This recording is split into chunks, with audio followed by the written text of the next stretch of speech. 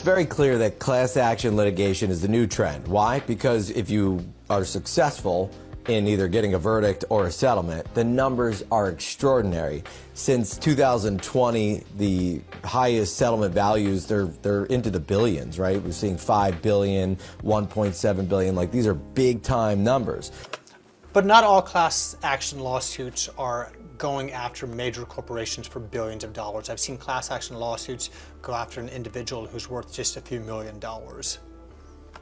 So the new trend for plaintiffs' lawyers is to find class action lawsuits. You can go after companies for taking advantage of people in business practices, right? And another major trend is to go after food companies for deceptive marketing and unfair trade practices. And so what lawyers are doing is they're using state laws, they're filing in those states that are sympathetic to the consumers, and that's how they're filing these class action lawsuits against big food manufacturers who use deceptive images on the advertising. It makes sense that you file a class action lawsuit.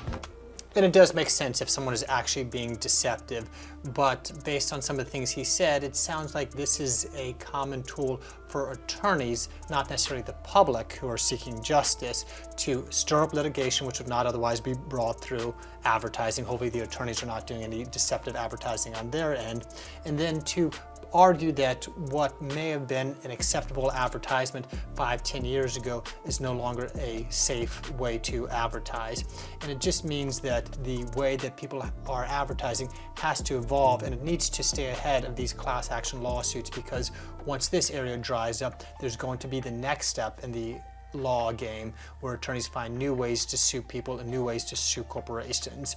I don't see the lawsuit lottery in America dying down anytime soon. I think that we are going to see more and more litigation, whether it's class action lawsuits or individual lawsuits, in the years to come. I would love for the system to change. I'm not going to be the one to change the system, but what I can do is be the one to help you protect yourself so you don't become a victim of our current legal system.